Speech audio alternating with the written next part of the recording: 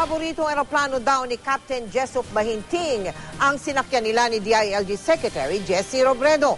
Sa pinakahuling pagsusuri pa nito'y airworthy o nasa magandang kondisyon daw ang eroplano. Kwento pa ng misis ni Bahinting, may lakad sana nitong Sabado ang kanyang mister pero hindi tumangging magpiloto para kay Robredo. Nakatutok live si Greggy Magdadaro ng GMA Cebu. Greggy.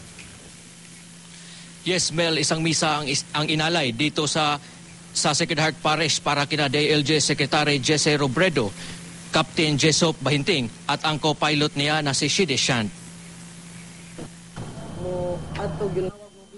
Sa kabila ng pagdadalamhati, pinipilit ng may bahay ni Captain Jessup Bahinting na si Margarita na maging matatag.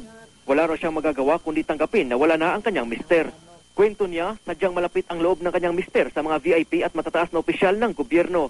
Kaya di raw nagdalawang isip sa Bahinting nang mag-request si Secretary Robredo na samahan siyang lumipad patungong Naga.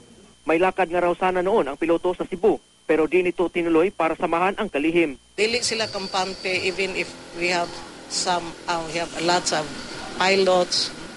Gusto nila sometimes nga season pilots na si Jessup murag kampante sila he will be the one to fly with him. Madalas din daw mag-usap si Margarita at Captain Bahinting lalo na kung may biyahe ito. Pero di raw sila nakapag-usap nung araw na maganap ang aksidente. Nagulat na lang si Margarita nang malaman ang sinapit ng mister. Our physical life is only a transition of the real life which is eternal life. So I praise God. The trials is also a blessing to strengthen you in your walk with the Lord. Labis din daw ang pangulila ng mga tauhan ni Captain Bahinting sa kanyang kumpanyang Aviator. Lalo pat hindi na nila alam ngayon kung ano mangyayari sa kanila sa kanyang pagpanaw. Si Captain Bahinting ang nagtaguyod ng kumpanya noong taong 1996. Ayon sa training director ng Aviator, isang magaling na piloto si Bahinting. Magaling din siyang mekaniko. Ang eroplano na Piper Seneca na sinakyan nila ni Secretary Robredo ay ang paboritong eroplano ni Bahinting. Pinili ito ng bago noong taong 2000 sa Amerika. Batay sa aircraft daily status na ipinakita sa GMA Cebu, nitong Hulyo 30 isinagawa ang huling check-up nito. Naitala na airworthy ito at nasa Code 4. Ibig sabihin, fully operational. No airplane can be flown if it is not released by maintenance. That is the regulation, no? And we adhere to that very thoroughly. So ako number one kung mubunal sa mga tao kung doon ay mulupad nga wa ma-maintenance release. Para sa Aviator, tila malas ang taong 2012 sa kanila. Nitong Marso 4, bumagsak ang Cessna plane ng kumpanya sa Camiguin. 2 sakay nito ang patay, 3 naman ang sugatan.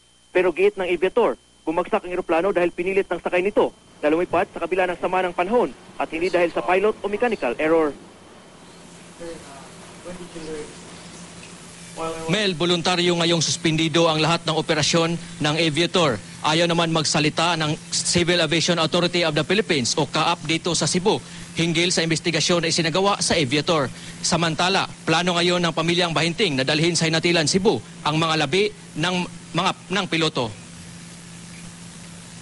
Maraming salamat sa iyo, Greggy Magdadaro.